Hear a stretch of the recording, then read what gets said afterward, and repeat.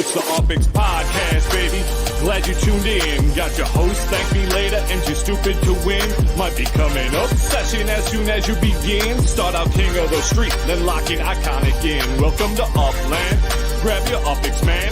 On your way in the door, hit you with $4,000. Get to buying and gripping, then to selling and flipping. Over to moving and shucking. I'm Scrooge McDuckin in UPX. Welcome, fellow Uplanders, to another episode of the UPX Podcast. I am your host, Too Stupid to Win, and as always, I'm joined by ThankMeLater, who might be suffering from some technical difficulties tonight. How are we doing this evening, ThankMeLater? I'm suffering from technical difficulties? Yeah, you got no camera. What? I see my camera. Do you not see my camera? I do not see you. I see my face. The audience, do you see me? Am I invisible? Can you hear me? I can hear you, but I just can't see you. Huh. Well, interesting. Yeah, it is different when we're not at 2x speed. But anyway, welcome to episode 129. We have a jam-packed and sad episode for you all at the same time. You are dead. They cannot see you. You dead? Oh, well, hold on. Did that help or no? No, you got to take the cover off of the camera. Oh, shut up.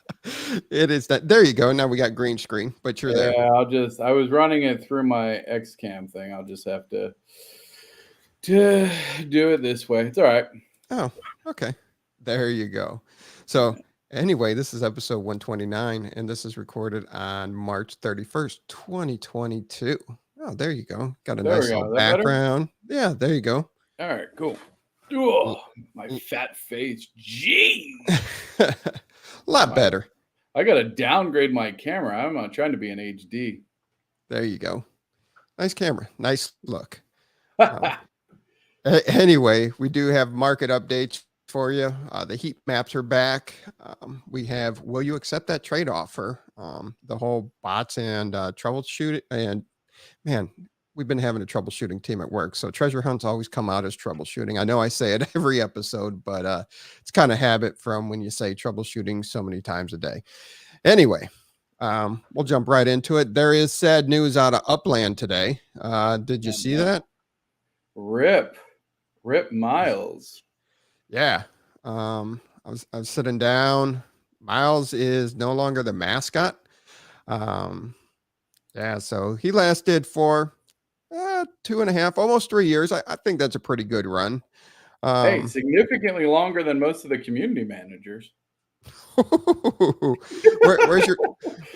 Where's your nice little sound effects for that? Oh no, I haven't. I moved my office again. I finally got the one downstairs to work with my sound effects, and now I moved and I don't have my sound effects machine up here. Dang it. Always something. So I'm sitting there at dinner and all of a sudden my phone starts blowing up. I'm getting a couple of text messages from people like, bro, do you see what's going on? They're getting rid of Miles. And it wasn't just one person. There were multiple people sending me text messages today about it. And then people started questioning. It's April Fool's tomorrow. Well, now keep in mind, a lot of the team is overseas. So in Europe, it's already April Fool's. Yeah. In Australia, it's already April 1st. So I mean, they went on this whole thing of actually coming up with, I mean, I got to give them credit for the prank because they came up with 4 different not block explorers, but 4 different mascots and actually gave them names and descriptions and all this stuff. And I was like, that's pretty impressive. But then I found this about llamas. So at the end of their story, they talked about a llama spit on one of the co-founders, but they only spit at each other. And the best part is, depending on how pissed off they are, the more pissed off they are, the further back they go into their 3 stomachs to get their spit from. I found that the interesting fact about llamas today. That's a lot. I'm not gonna lie. I was fooled hook, line, and sinker. I was one of those people messaging you because I was legit like, dude, what the hell is happening? And then like I was like, well, you know what? I these characters are all, maybe there's a more universal appeal. There seem to be a lot of Asian influences. Tokyo Otter, maybe they're also trying to be a hint of an international expansion, etc. But I was hook, line, and sinker, and was really upset because I've grown attached to Miles. I'm really glad to see the community as well. Like, I mean, that has to feel good to the team that Miles is so beloved in the community that changing it caused an immediate eruption. I it is a little concerning that they put that amount of effort into a fake situation. I go, where's that level of dedication and insight on some other real stuff? I do hope. I mean, they're not going to if they haven't already done this, but like, I would love to see those explorers, or I would love to see those mascots as explorers tomorrow, and then like let people vote by buying, like buy the explorer that the mascot that you believe in, and at least get something fun out of it there. Because I mean, they're, like you said, they're great characters. I would like to see them be integrated in, maybe definitely. You know what? I was a big fan of the cheetah, but the otter's got some big fans. Obviously, Bob the panda is a fan favorite if we looked at the polls. So, yeah. And they were so close. Like at first, I thought it was Snowflake the squirrel, which I thought was going to be awesome, but it's Snowdrop the squirrel. What the hell's Snowdrop? I have no idea. Maybe they were gonna go with Snowflake. Maybe somebody. It might have been like the trailers. Or maybe it was like an OK Boomer situation where they're like, oh, those precious snowdrops. And then like the creative team's like, yeah, we shouldn't correct them. Let's just let them think that it's Snowdrop is the same thing as Snowflake. And we'll go with that. Yeah. And the interesting thing, though, is it said that the big deciding factor was a llama spit at one of the founders at the zoo. So basically all that llama was saying, like, bro, you need to get back. You're a lower rank to me. So, I mean, like, what does it say that the founders are below llamas? Yeah, I mean, that's fair. Apparently the panda looks sad. I mean, he's a builder, like Bob the Builder. He's a pun off of Bob the Builder. Yeah, I'd be sad too. Oh, the best part of recording in an area where you share a playroom with the kids is they steal all your writing utensils when you need them. What are you writing down? It's not like you're taking notes. I do. I write stuff down. Yeah, after enough harassment and us going live, I had to get this show a little organized. Hey, I got a pen. I keep writing utensils. Now, ironically, I don't have any paper. So I just end up like writing, like, here's the instruction booklet for one of my monitor stands that I like write on, like whatever is just like handy around me. So here's the question. Did you vote? I didn't vote. Honestly, I didn't. I read the article and was so upset that I immediately threw my computer out a window. And then I was like, oh, you know what? That might have been a joke. Like, I didn't vote. But I'm kind of curious, if you click it, does it say April Fools? Yeah, I don't think so, because I feel like somebody would have screenshotted that and shared it already. Yeah. What up, B10K Captain? Thanks for listening in. Okay, somebody voted, and it does not say April Fools. But either way, great April Fool's Day. You did get a lot of this community spun up, so that is awesome. Hey, you know what? It's driving interactions, and that's the important thing. And honestly, like, again, I love that there's so much loyalty to Miles, that people were like legitimately like, you know what? You can mess up every aspect of this game, but so help me God, if you take away Miles, I'm out. Like, I'm Miles ride or die. Like, that's how hardcore it is. And I love that. I love that the community is so drawn to that. I mean, Miles B. Chain, it's what's up. Because they didn't include ferrets as a possible mascot. Fair enough. Fair enough, white ferret. Dizzy was. That's what you were telling me. He was blowing you up. Well, I wasn't trying to name names or name drop. It was blowing me up. Well, no, he posted it. Yeah, it was dizzy.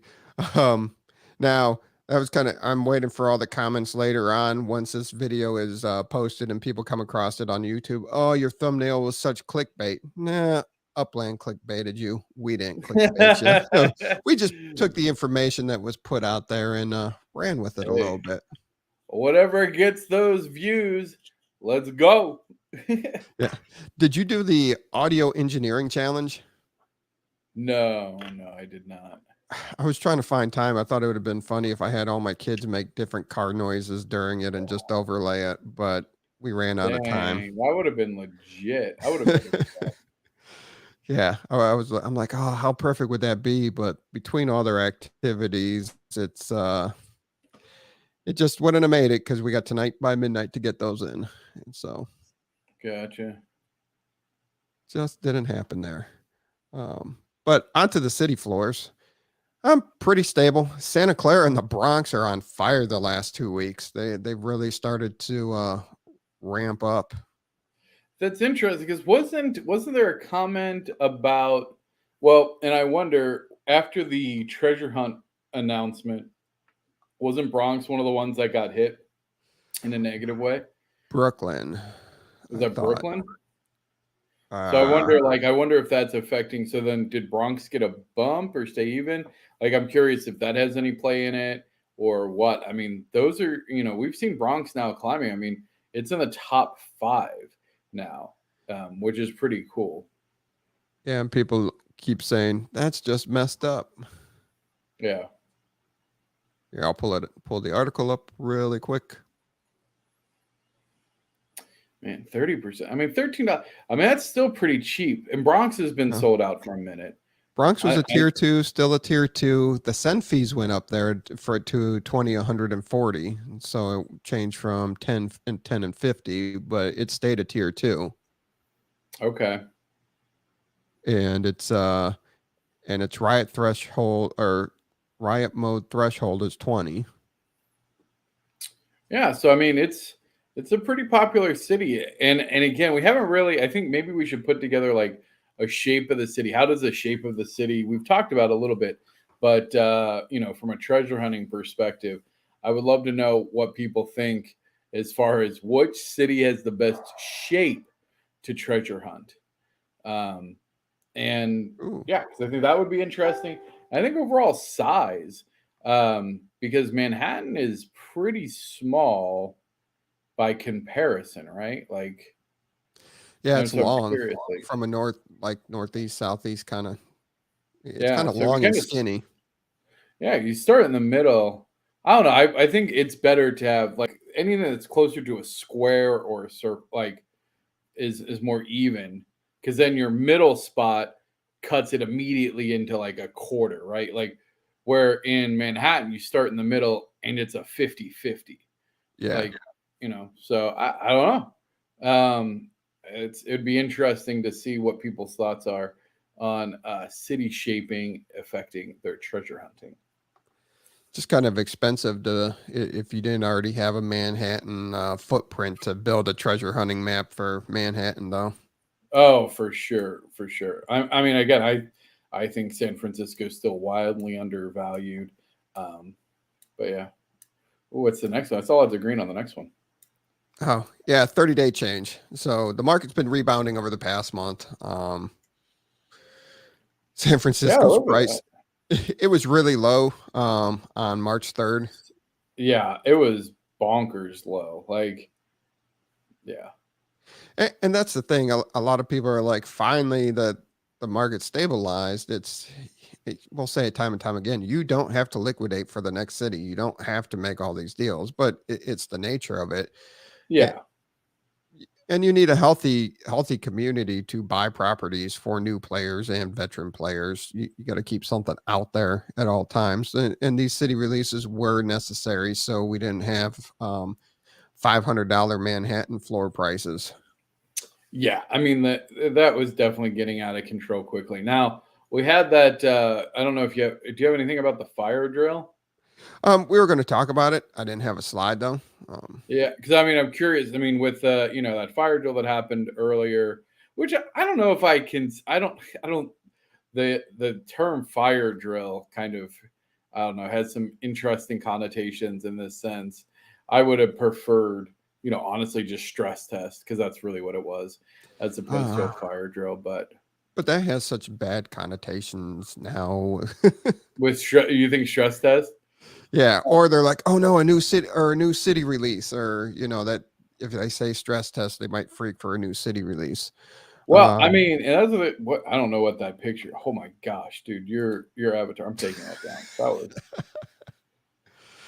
Usinate. My God, that's gonna haunt me. But I would say, even though it was a stress, I think that's because there's another city coming. I mean, that's got to be the speculation. I think it'll probably be Queens, but Miami would be my second choice. If it's not Queens, I feel like it's got to be Miami, just Not because Miami. of the upcoming Miami event. But if it's not Queens, well, you do have that. Damn it, yeah, you do. They have that upcoming Miami event, but you also had that big event in Los Angeles right before it released. I'd at least like to see them hold on to something like Vegas and Miami until the game's a lot bigger. I'm not even going to go you little. put a lot into Miami. Like, I think Dallas is bigger than Miami. A lot of, I mean, from a market standpoint and what it costs to buy properties there, rent properties there, that's a huge market right there. Yeah. And then the celebrity life that's there, all the nightlife that's there, the vacation spots that are there, the beaches. So maybe a lot of people leave here for Miami or Las Vegas. So when they go on vacation. Yeah, that's true. I mean, I think the other big one would be Washington, D.C. I think that'll be a big one. That'll be really interesting. Just because of the amount of historical and, iconic places there next to Vegas. So Vegas is definitely, like, to me, Vegas is the top non-released city that has to, like, there has to be something cool around it, or I'm going to be very disappointed. And then it would be, I think Washington, D.C. is very compelling just as like an interesting launch. But yeah, Dallas, Atlanta, Miami. I mean, there's a lot of big cities, I think, still unreleased. Boston, if they don't do Queens, I was thinking something more along the lines of Charlotte, Jacksonville, or Tampa Bay. Tampa Bay, maybe. Orlando, maybe. Well, actually, Tampa. Well, Orlando doesn't have a pro football team. I think they're going to stay around the pro football teams and the hubs to continue to expand. So Tampa Bay is the body of water by Tampa. But yeah, Tampa. Yeah, Tampa's a good city. I spent a good amount of time in Tampa. So, yeah, we'll see. I mean, it's definitely interesting. And again, don't go liquidating to get into the new city. Like, you're just going to shoot yourself in the foot. And Formula One announced a race in Vegas. Nice. That's super cool. Yeah. So we'll jump into the fire drill here in a little bit. In a little bit, what the hell have we been doing? Teasing. All right, so now we got the floor. Yeah. Detroit, $3 footlong. What are you doing, Detroit? $3. Yeah. Me love you long time. $3 holler. Yeah. That's bad. We didn't read any of that for our podcast listeners. So you'll just have to tune in and start tuning in right around the 12 or 13 minute mark of the video to see the top 5 city floors and the 30-day change. Oh, yeah. Sorry, all of our loyal podcast listeners. This new format is yeah. Yeah. It's convenient for the eyes, but yeah. Unlike you. I know. Hey, that's all right. That's why we were on a podcast. I know, right? We both have a face for podcasts. Yeah. Miami's got 183,000 properties. What about Dallas? 800. Woo, doggy. That'd be a big release. That's definitely a tier 3 city with all those properties. Get out of here. So the bottom 5 city floors: Detroit, Los Angeles, Chicago, Kansas City, and Cleveland snuck their way back in. So that's the third number 5 for the bottom 5 city floors in the past 3 weeks. Nashville, New Orleans, and now Cleveland. So it's still pretty cheap. $3, $5, $6, $6.35. So still a lot of cheap places to go. And then for sure. everything else is sold out, but Detroit is 56% minted, Los Angeles is 61% minted, Kansas City 75%, along with Nashville 75%. So still, I still think as the sales are moving on, I believe that we're still a while away from a new city launch. I think once you start seeing Detroit and Los Angeles creep up around that 80% mark, they'll start pushing something. I mean, but I think that's it's good to have that, $5 floor. Like, I think it's a good opening spot. We were doing some polls on Facebook, just asking people, like, what do you wish you knew day one coming into Upland? And one of the things was, like, I wish I would have known not to just straight buy UpX. Like, I wish I would have, instead of, say, spending $100 on UpX, gone and bought a bunch of fiat properties, because oftentimes what people will do is they will, use their interest earned in UpX or sales. They will buy floor level properties and then sell them at under mint in fiat. So again, the idea is, hey, I made 100,000 UpX this month in interest. I'll go buy 10,000 UpX properties, but then I'll sell them for like $6 to $8, right? So, that player gets a little bit of cash in their pocket, and, somebody has an opportunity to start at a much higher interest rate than the standard 14.7, because you're paying below mint, which means your net value is higher. So I was like, dang, that's actually a really solid strategy that I don't know. I hope new players are taking advantage of. Yeah, that's a great way to take advantage of your earnings with the. Dang, there were rare LA collection props at 87%. Now that's crazy. That's like, are those rare collections sold out or not yet? I guess if they're not sold out, it's not ludicrous, but whew. But still 87% of mint. It's not even rare collection. Yeah, that would be hard to pass up. Oh, I like this slide. This is cool. Which one? They're sold out. Your little sold out slide. Oh, you just now looked at it. Yeah, I was watching the comments. Oh. All right, so we're off to the heat maps. This is the FSA for Detroit. So this is FSA, everything included. A lot of space still to buy in Detroit, a lot of room. But then if you move over to the non-FSA properties, it's filling up pretty quick. Yeah, no, that's really interesting to see.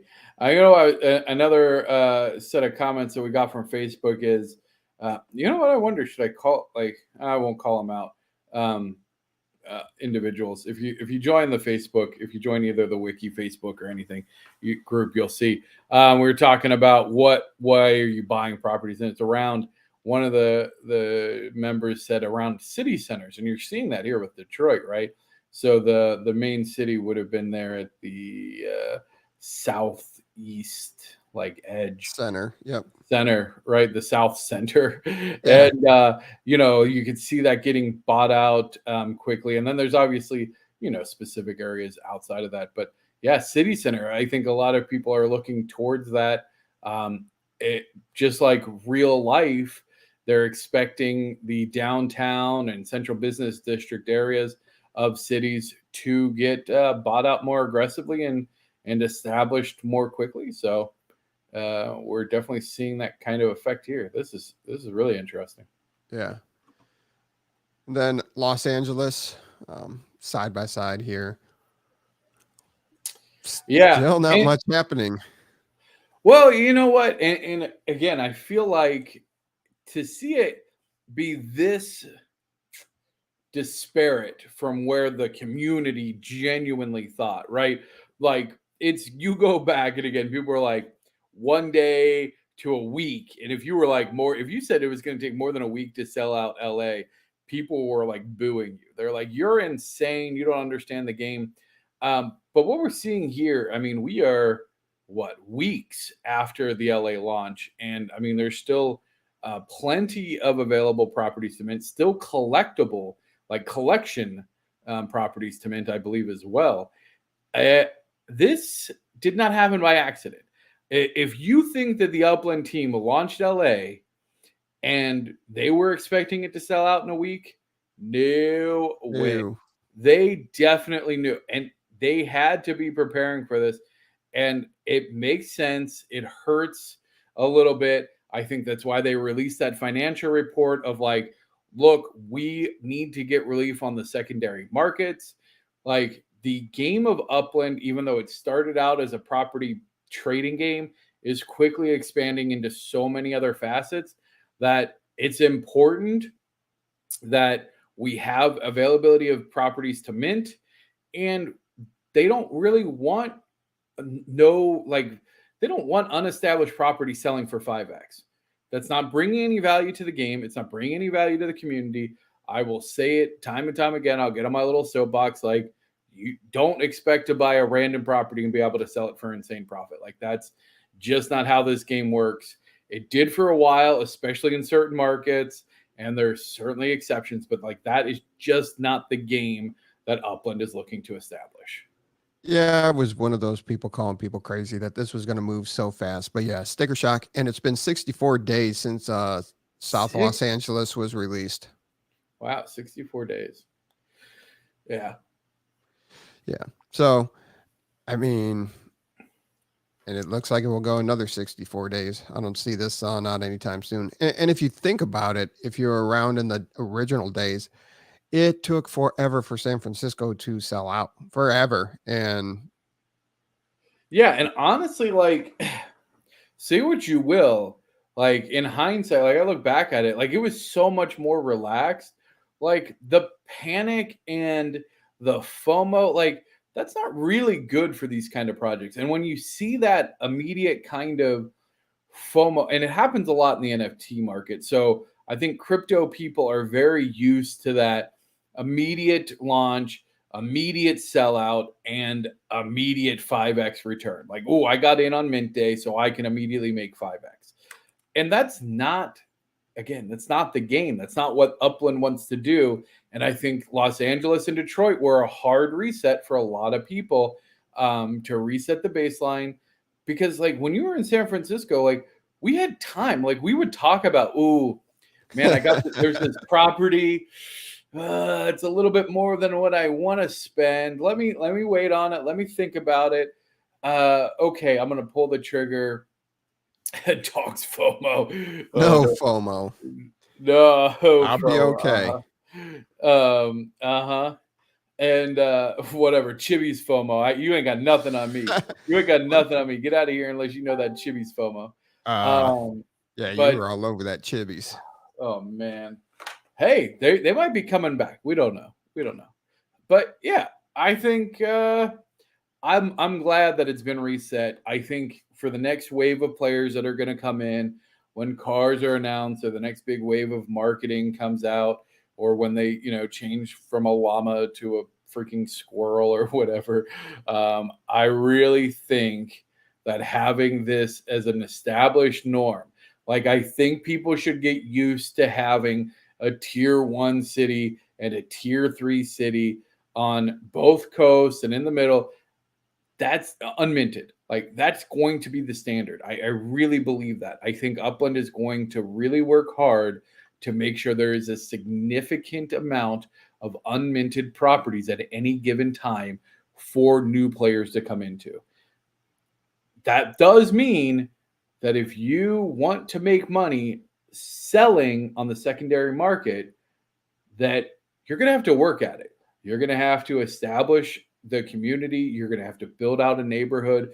You're going to have to provide some sort of value or insight. I think racetracks are going to be a great way to do that. I mean, imagine, when your community or node or whoever sponsors a racetrack and, oh, hey, look, now you're on the front lines of, one of the biggest races in the game. All those properties, are going to go up in value. So community and creating value is going to be more important than ever moving forward in Upland. Totally agree with all of that. All right. All right. That's my last soapbox on it for now. Yeah. Anything else on the heat maps or market value right now? No, shout out to Steve. Always shout out to Steve. Much appreciated. Yeah, he's doing them on Tuesdays, so they're 2 days old, but that's okay. Hey, whatever. It's still pretty relevant. Still very relevant. What are you doing over there? I'm trying to complete the extra spice set on Top Shot, and I'm too cheap. I'm going after the floor moments, and it's just been a failure all night long. So it's keep that squirrel thing out your. All right, Will Smith, calm down. Ooh. Man. Yeah, I'm not even going to go down that. No, honestly, like, you know what? The best meme of the whole damn thing that I saw was like, if it wasn't for that moment, I wouldn't have even known the Oscars had happened. And that hit hard. I was like, that hit as hard as Will Smith. Like, I was just like, yeah, no, I wouldn't. I woke up the next day and my whole feed was like, whatever. And yeah. Hey, there's Sean. What's up, Sean?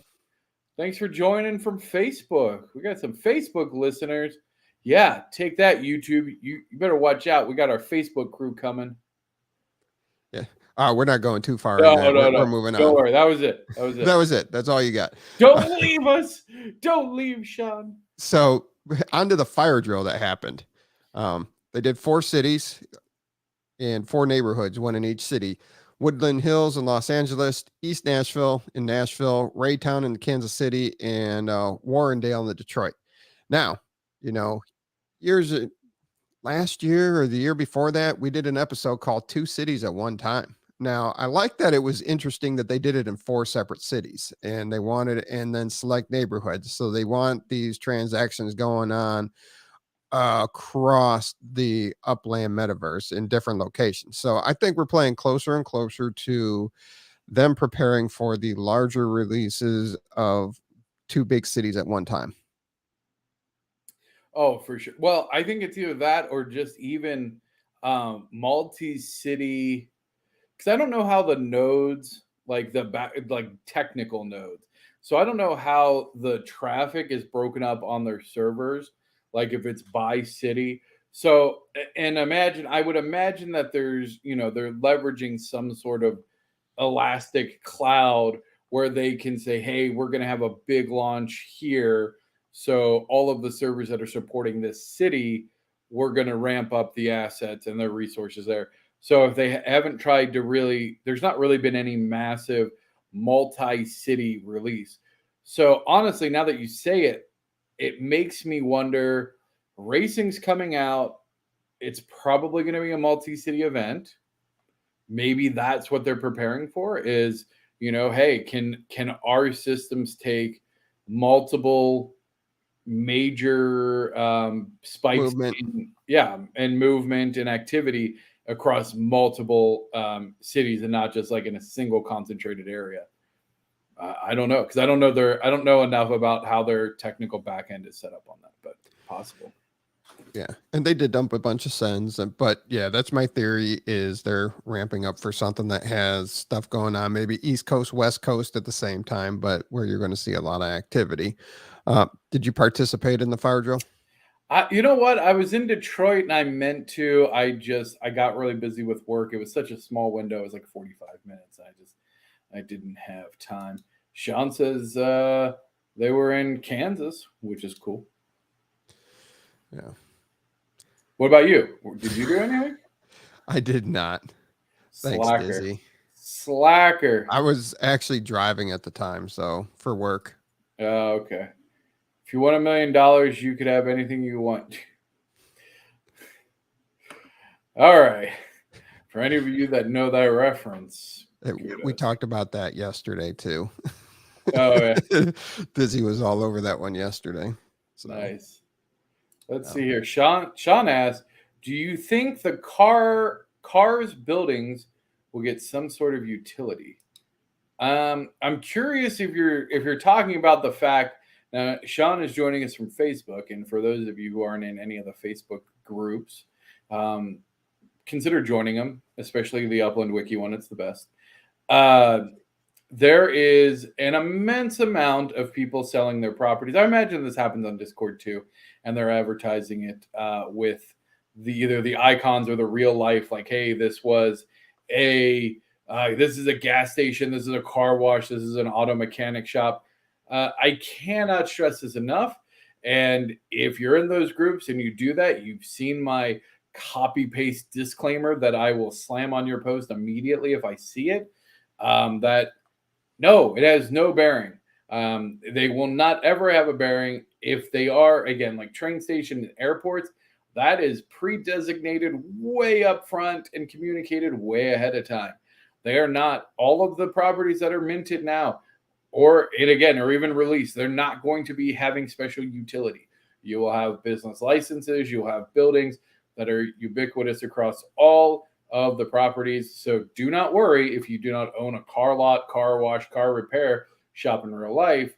It doesn't matter to Upland. There you go. Yeah, and that was the biggest argument. I got into it a little in some of the Upland groups on Facebook too about it. They said, well, some of those are the most sought after areas and some of the first things minted. To some people, yes, some people that find value in it. But once again, it's not attached to the NFT. It doesn't add that value to it. And you're allowed to have your own opinions, but if you're looking at it strictly from an NFT standpoint and what makes your NFT, which is your property, valuable, it is the property itself. It's not a third party piece to it. It's what did you put on the property? What's the property address? What's going on, tied to the NFT on the blockchain. And people were just not grasping that part of it. It was. Yeah, and I mean, it's difficult because, there's plenty of, I paid a significant markup in San Francisco for the Mythbusters warehouse. So the address that the Mythbusters did their show out of for many years. And doesn't really mean anything in game, but it was personal to me. So I get it. Like, I know somebody who collects, who's the guy? Who was he collecting? In-N-Out burgers? Yeah, he was collecting In-N-Out burgers. So there are collectors. There is a market for that. I don't have a problem with people collecting and, having niche markets. What I have a problem with is you go, hey, this is a marked property. And especially if you go, hey, this is the cheapest marked property. If you're trying to leverage that mark as opposed to just saying, hey, this is a cool thing. No, it's not tied. But if you happen to collect these or think it's interesting, I don't know. It's very easy to tell when somebody's trying to leverage an aspect of a property that is just come on now. Now, again, people go, hey, this is so-and-so's celebrity home and stuff like that. People sell those for a lot of money. And Street Views is the other thing that just gets me. Street Views is the worst thing. Because those things can change literally all the time. If you like your street view, And it that's changed. cool. And it's changed Yeah, on people, and they've been upset, and they paid a premium for the street view. And going back to what you're saying, though, celebrity houses, you can look it up, you can Google it. Yeah, they live there, and but the third party markers can change. And it's the people saying, hey, I got the cheapest car dealership, I got the cheapest gas station, get it now before it goes up when cars come out. That's where I have the problem, is you're taking advantage of the people that maybe don't really got into the blockchain and understanding that your property is an NFT and all that stuff. You're ripping off other we're people new in to my mind. Upland, Yeah. right? Because heck, if it was my first week at Upland and I came in because I saw that really cool racing demo at South by Southwest, and I'm like, heck yeah, oh man, I need to make sure I get, I want to get in on it. You wouldn't necessarily know, and heck, we all speculated to some degree. You bought a bunch of banks, people have done that, right? You're like, well, we don't really know where this is going. No, it's definitive now. They've made it very clear, sold a property based on a toilet. Yeah. And then you called Google and you're like, hey, Google, can you drive past here? There's a toilet in this view. Ha, gotcha. But honestly, the car thing is definitely at the top of my pet peeves, because that is just blatant, trying to exploit or find somebody who doesn't understand the game, because it's a real life property. There's no reason as a buyer to not think, oh, it will have some similar utility.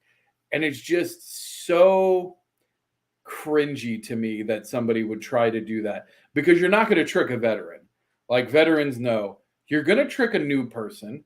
That's going to leave a very bad taste in their mouth. They're not going to want to participate in the community more. They likely will quit the game, and they'll tell negative reviews about it. Oh, I joined. It was an absolute scam, just like every other NFT thing. I just don't do it. Don't be that person. And definitely don't let me catch you being that person, because I will call you out. Yeah. And then one of the other things is buy hotels and build apartments on them. That's an interesting strategy. I like that. That's kind of fun. Yeah. Now the other thing is the treasure hunting. Now there's still claims of bots, and speaking with some people, there could be a potential of it out there. Now what the bots actually are, nobody's come up and said, hey, here's the bot. That's what I'm waiting for. Somebody show me the bot. Now I've talked to a couple of the top treasure hunters, and they believe that they don't have any hard evidence, but they believe there's some suspicious activity too. So really, I think what everybody's asking for is, if there's something that looks suspicious on the back end in Upland and they know it, go ahead, identify it, fix it, and just put an announcement out that say, hey, we identified it and we've corrected the issue, or hey, we've seen something suspicious, we're looking into it and we're going to resolve it in a timely manner. Just let's put this to bed already, Yeah. It could be hundreds or thousands of dollars and hundreds of thousands or millions of UPX a month that goes out unfairly in some treasure hunts. Yeah, I mean, it's a tricky situation. What would happen if Upland came out and was like, nope, we looked into it, no bots. I'm gonna go buy some apartments and then put hotels on them. What happens if Upland was like, nope, we investigated it, there's no bots, it's just people that are really good at treasure hunting? Would the community accept that? Because that's where we're at now, is the people are so convinced that there are bots. And I'm not saying there's not, for the record. I've seen partial code of what looked like, a multi-login script that would loop through multi-accounts, which is bad enough on itself. But I feel like that would be easy enough to track down, especially if it was the same set of accounts logging in succession so frequently. I don't know. Sean says there's definitely bots. He's like, bots for sure. But now I know they do have the sniper bots. If you misprice a property, they snatch that up. I 100% know those are out there. I've seen that in action. So yeah, those kind of bots, the treasure hunt bots, that's still interesting to me. Yeah, again, I could see like it would have. I just the amount of effort it feels like would to create that kind of bot is pretty large. The closest thing I could imagine, again, if you have a bunch of different accounts and you can somehow get a reading of like how close, like I would imagine on the browser, when you render your browser, it would have like your ring closeness. If you rendered, because I know that someone was saying like this person wins the mystery ones consistently, which I go, that seems super sus. Where it's just like boom, somebody logs in with a bunch of different accounts that kind of triangulate where it is. I don't know. Right now, tag properties or whatever the actual address or there doesn't mechanically add value. Yes. Yeah. Collections do though. Yeah. One of the theories is, or one of the claims was that they have the bots that they're just pinging all the addresses all the time, and as soon as it pops up, it gives you the arrows and tells you where it's at. So I find that would be too many hits on the, and if you even have 10 people running it, that would be too many hits on the Upland server itself for them to say, hey, there's something suspicious here if you're consistently getting those pings for all the properties. Yeah, I don't know how you would do. Again, I'm not saying it's not possible because I just don't know how you would do it, and it feels like that would be really obvious to the Upland team, because I could see somebody quickly sending to all of their own properties because that technically doesn't go on the chain. So that's the tricky thing. There's with under a minute every time. I mean, under a minute, I can do that. The average hunt is under a minute. So, like, you have to appreciate the people who are hunting can find a treasure in under a minute. If it goes for more than a minute, people aren't hunting for it. Like, it's within 3 to 5 cents. Like, we're talking very quick. Like, people do not appreciate the speed at which these get done. And yeah, if you have, because there are definitely reminder things out there that'll ping your Discord, that'll ping your phone, that'll ping whatever, and be like, hey, there's an exclusive treasure. The timer's up on it. It's coming up in 3 minutes. Like, okay, cool. Now I get prepared. I go, I send to my go-to spot, and boom. I mean, when I was treasure hunting, it was always less than a minute because it's only 3 to 5 jumps and it's done. And it's super competitive. Like Chicago has over 40 people at a time. Like, imagine that. Right? Imagine, like, on average, it's going to be found in 3 jumps then. Like, that's 30 seconds. Like, that's easy.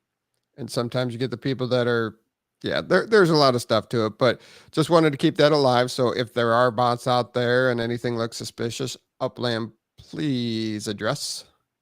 Ooh, yeah. Thanks, Jay Fabian.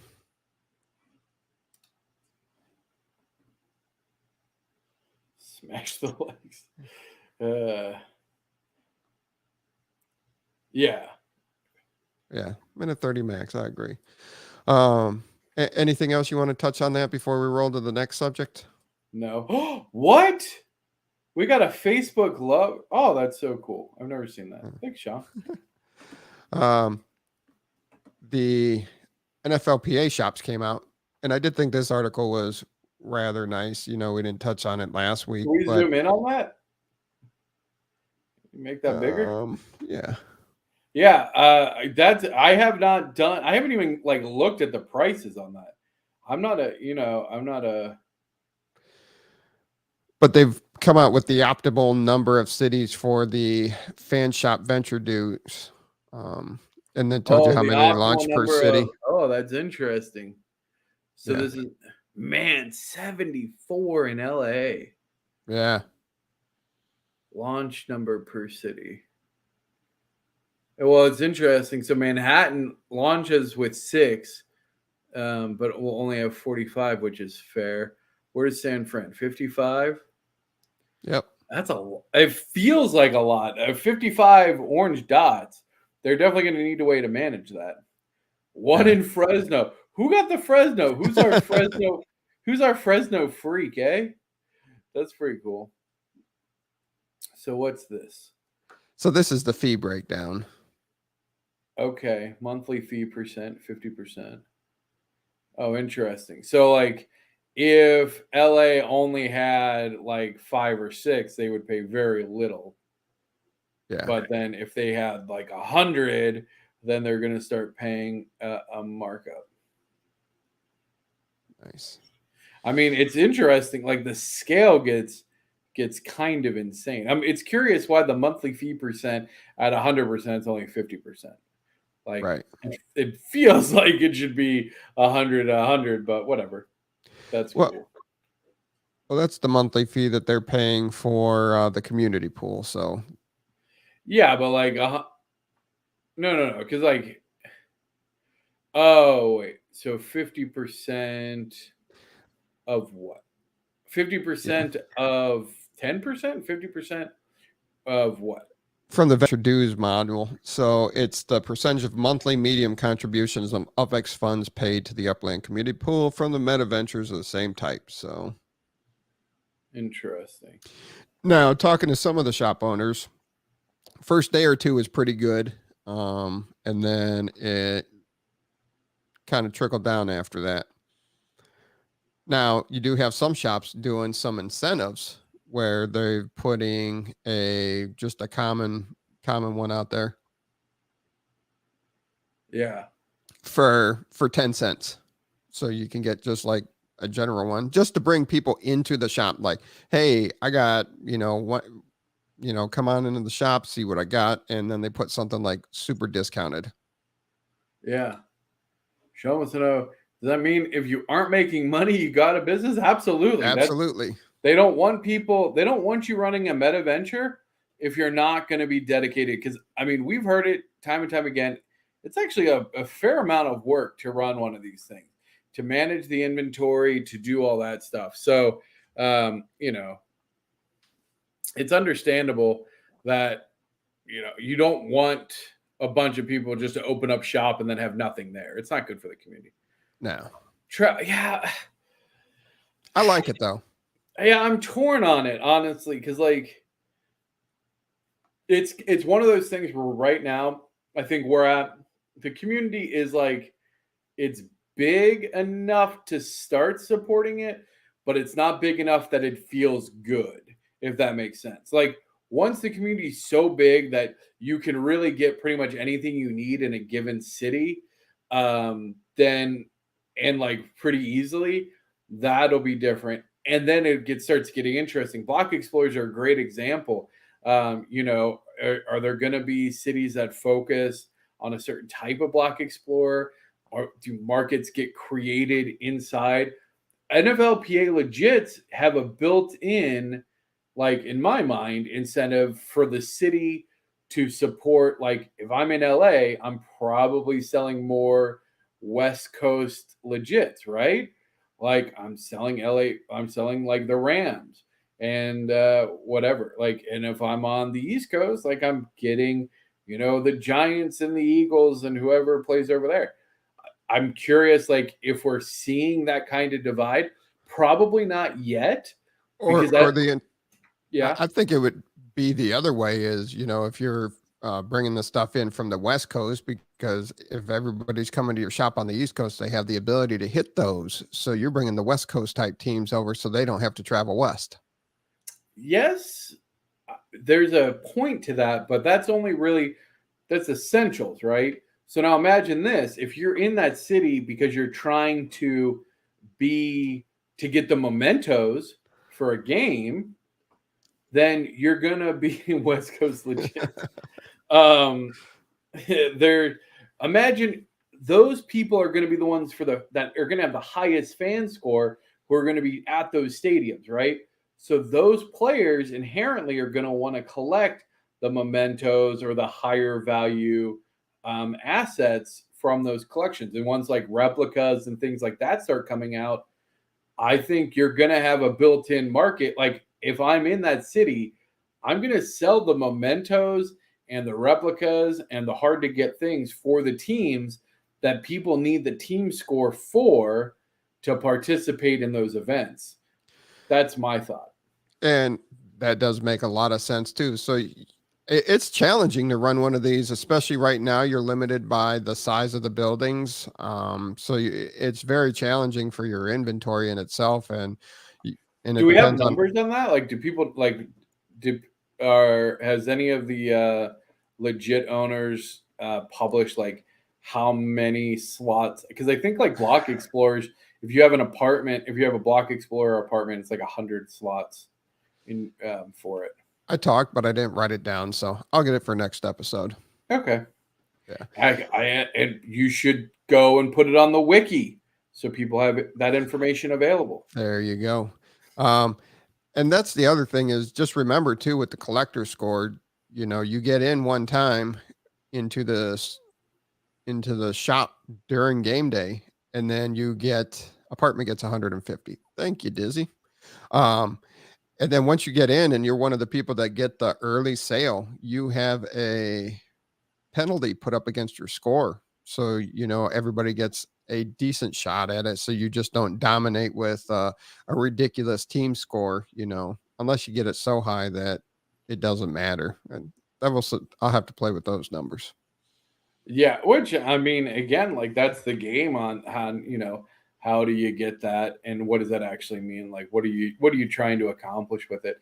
And honestly, if you're investing that much because there's not going to be, well, I don't know as it grows, like that many people that have that high of a fan score that it blows everything. Because again, if you have 50 people with a fan score that high, then your fan score isn't that high, if that makes sense. Like the new minimum level is significantly higher. So if you're in that top 50, but all the top 50 are crazy high, you get knocked down just, a little bit. Now you're below the rest of your competition.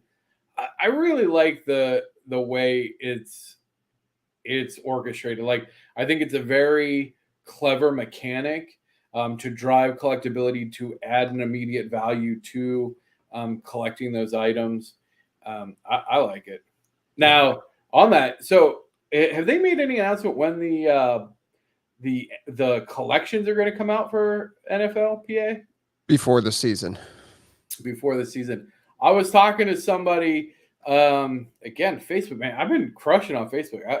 Shout out to all those. We only got Sean right now, but shout out to anyone watching on Facebook or watching it later from Facebook. I was talking to somebody about Block Explorers. And I tell you what, this is an UPX Podcast semi-exclusive thought. It's not really anything. It's a complete speculation, but it's a really interesting one. So Block Explorers have collections already. They have different series. They have collections. And there's a little stamp even that says collection complete. Now, currently, there's no functionality to it. It's strictly collectible. However, based on like the legits having collections, based on properties having collections that add some bonus, I think, and it was speculated to me, and like not from somebody from Upland at all. This is just other players. Like, what if you get like an EXP bonus for having a collection, for having the entire collection of a Block Explorer? Yeah. Or some equivalent of that, some additional bonus for collecting, a set of explorers. You put them into the collection, you go boop, and now you get some sort of bonus EXP or bonus driving stat for having a complete collection. I like it.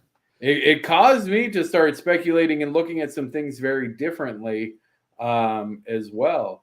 Again, 100% speculation. There has been absolutely no announcement or even hint from the Upland team that that's a possibility, but I like the idea. Yeah. It could be your pit team. I like that.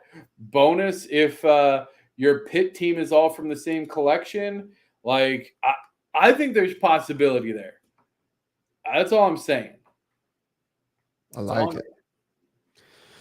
Now, are you ready for our favorite segment? Deal or no deal? Oh, that's a different show. That's a different show, but we're gonna get. Will you accept? Way to go. Will you accept that offer? Will you? Now, here's an interesting one. Oakland Library, for a Bagley Street, Detroit, Michigan. Both of them are collections. Oh, it's our boy Dizzy too. Uh-oh. I better take this serious here. Yeah. So we got Oakland Library. Mint was 15,000. Oh my gosh. Yeah, Dang. but the floor right now is $5 million for an Oakland Library. There's 18 of those properties. Does it complete? How many do you need for the collection? Oakland Libraries, you need.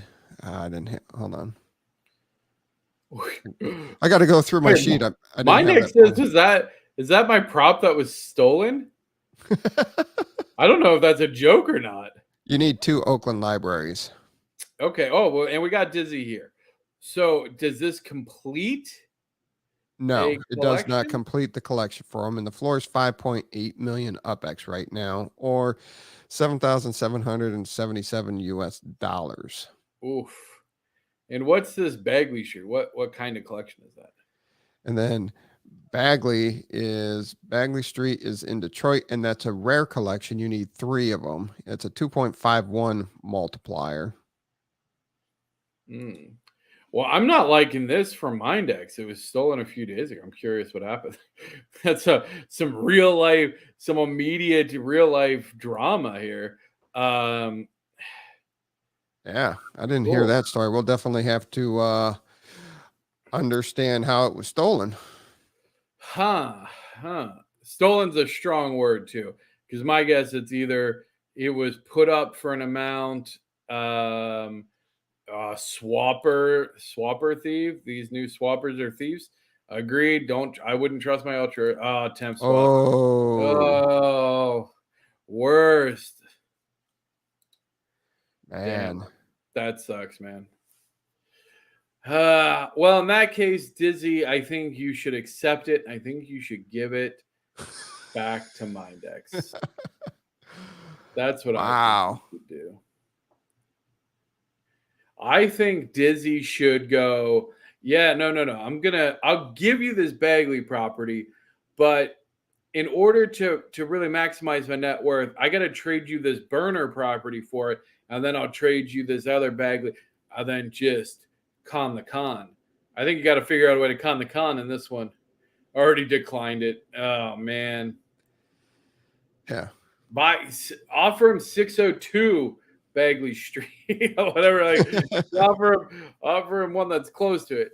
Offer him 601 Bagel Street instead. Come on, make it happen. Dang, I hate to hear that. That's a wrong bummer. But in all seriousness, if it wasn't a stolen property, if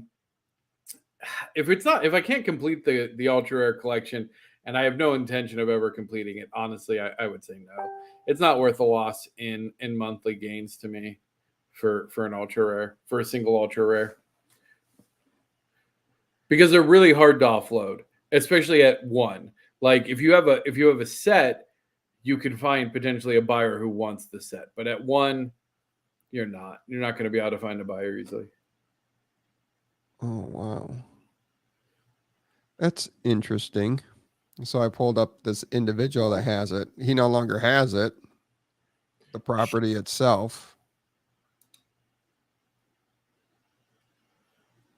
Oh, I don't know if I can. Well, it's whatever. Yeah. Flood them with offers. Go. Wreck them. Are we sure that that's the actual person who ripped Mindex off? Like, we don't, like, poor guy just happened to like buy it secondhand. But I mean, I guess we could see. Yeah. Well, he still has it. Oh, he does. He just saw it. Yep, right there. Interesting. Largest Bagley for sale. Yeah, I wouldn't trade the Bagley. Wait, so who is it? I'll get it back up. Put their name up there. Right there. I see Umpy. I copy. I'm nope, we're gonna keep it. I don't want to. I was gonna drop the C word. C wordy, but I won't, because we're trying to have a more professional show. But all right. There it is. iCompy, go blast them for Mindex. Everybody just start offering. Go. All right. There you go. Now, this next one is for a Manhattan property. Okay. So they have 525 West 47th Street in Manhattan in Hell's Kitchen neighborhood. It's 1.2 limited collection under the New Yorker, and they want to swap out a Bronx property, 1081 Kelly Street in the Bronx. It's a 1.25 limited collection and for the Bronx. So it's significantly more like I mean 17,000. I mean, honestly, no, I'm not trading out any Manhattan properties for really anything else. Like, it's just the secondary market. Like, I don't know what I mean, we saw the secondary market on the Bronx. Sure, it's going up, but it still ain't nowhere near where Manhattan is. And I'm a big fan of Hell's Kitchen. I think Hell's Kitchen is one of the few neighborhoods that actually has a chance to become a community node in Manhattan. As much as most of the other ones are kind of like onesie twosies, like kind of hard. I don't think there's big communities around it. I feel like Hell's Kitchen has a real chance of coming together as a community. That was a big speculated collection before, while Manhattan was still in vanilla. So I think that a lot of people have some big holdings there. So no, I wouldn't. You wouldn't. All right. Then we have one more. Let's see here. Your property. So we got 1000 West Temple Street in Los Angeles. That's a 1.25 collection. Not very much up. What is that? It earns. Is it? Am I reading that right? It earns. No, the 450. That's the bonus for the collection. Oh, it's a bonus for the collection. Oh man, I misread the other slide. Then this is very confusing. So where's my interest? How do I see how much interest I earn on this thing? You have to.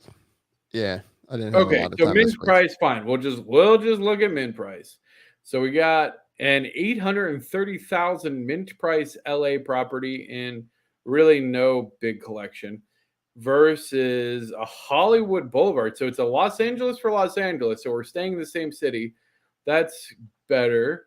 A mint price of 171,000. So almost a fourth. It's like 25% of the mint. But we do get it's a Hollywood Boulevard. Oh, I would say if that completes my Hollywood Boulevard collection, I'm probably taking it. What's the floor on Hollywood Boulevard right now? So they had their property. They have the Hollywood Boulevard property, and they were being offered the Temple Street property, which is way bigger. Oh, interesting.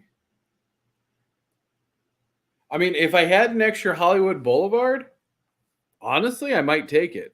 Like, if I don't need this to complete my collection, or if you didn't have the collection, or if that's another good point. I just had like one off, so I'm only able to put it in the 1.25 anyway. Like, yeah, assuming it's not some like crazy interesting building in real life, then yeah, I would probably take that actually. Plus, I like 1000 West Temple Street. Like, to me, I like easy street addresses. So, yeah, I would take it myself, just because of the overall. Oh, now I feel bad. That iCompy is apparently not. It's Bravia. Okay. Barvura. It's the last person to take from Mindex. So. Oh. So don't. Sorry. Well, there's already been people that probably stopped listening to Went Go Spam iCompy. Sorry, iCompy. And then went to. Yeah. Sorry about that. But now that person's probably going to feel bad because I got a property that was not obtained in the up and up. Fruit from the poisonous tree. Well, if you want to go that far. Oh, I don't know. Way too complicated. I keep simple and reject all offers that aren't front loaded with conversation. Yeah, I'm not going to lie. There's probably like 4 or 5 offers in my queue that I just haven't had time to evaluate. Personally, it does take a lot of effort. I do like it's hard though. It's hard to reach out to people proactively. Because if they're not on Discord or Facebook or anything, like, it can be hard to track down players. So I think if you're offering in good faith, and that player's open, like they haven't, blocked it from being offered, then whatever. I'm open to it. And then if you want to take the time to evaluate the deal and see if it works out for you. Here would be the only other thing that I'd throw at you there. So downtown's floor in Los Angeles is 25,900, and then the floor for your Hollywood Boulevard is, call it 300,000 UPX. Okay. Would you still take it from a resale value? What's your downtown? Downtown is only 25,000 UPX, but that's floor. Yeah, small. but wait, if you're telling me the floor of Hollywood Boulevard is what? 300,000. Yeah, the base price on that Temple Street is 831,000. Just checking, just seeing if it changed your mind. Yeah, no, and you know what? And honestly, man, it's almost 2,800 up squares. That's a lot of up squares in downtown LA. Absolutely. Yeah, I'm actually taking that deal. Again, unless I'm breaking my Hollywood Boulevard, I don't know why I keep saying that. Hollywood Boulevard collection. Yeah, I think I would take that. Do we know? Did they take it? Did they reject it? They didn't say. They just sent it to me and left me wondering. But yeah, I would take that, especially with businesses, and you're going to need big properties in downtown Los Angeles. It's a good place to transport. You could put your businesses, a couple of shops across the city, and make that your distribution hub in LA. Yeah, I mean, you can even look. I mean, the neighborhood mint is essentially minted out, and the neighborhood mint for Hollywood Hills West is not. It'd be nice to counteroffer with a message. Yeah, it'll definitely be interesting if they ever put in-game messaging, how that's actually implemented. I think honestly, just like an integration with Discord would work, but who knows? Yeah. All right, man. I need to get you on the banners. We haven't streamed too many banners, but anyway, what's going on with the Upland Wiki? No, we're still in beta. I got the last day's chance there. If you're listening to this not live, you've already missed the fantastic UCC promotion. They were offering all of our beta testers and users 10% off their Spark rentals, which was super cool. But yeah, we're progressing. I actually had a call with, we have hosting through another company. And so I have a bunch of tech support and dev, and we pay a bunch of premium for that. And had a really good conversation about making sure that we're going to be able to implement the social features that we want. So again, like the badges and the avatars and some of the gamification for the site. And I think we're going to be trying to integrate some Twitter streams. So the Upland Wiki Twitter, maybe some sort of Facebook. I think I can only do Facebook pages. So at least the UPX Podcast page will be on the UPX Podcast Wiki page. And yeah, so I think we're going to start working on embedding some more live content.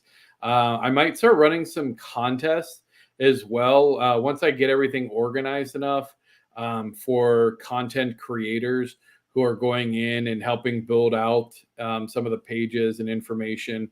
I will be running some content. So if anybody has ideas or thoughts behind it, and don't worry, if you already are an active member and are contributing to, say, just even neighborhood creation and content, just filling out and helping, kind of get things organized, I will be sure to recognize that. It's very easy. There's a whole log on who's doing what.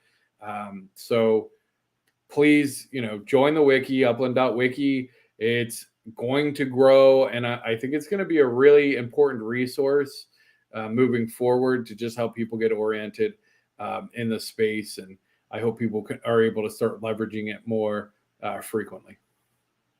Nice. All right. Make sure you are subscribing to the channel here on YouTube. Like our page over on Facebook and follow us on Twitter at UPX Podcast. And until next week, everybody be safe and have fun.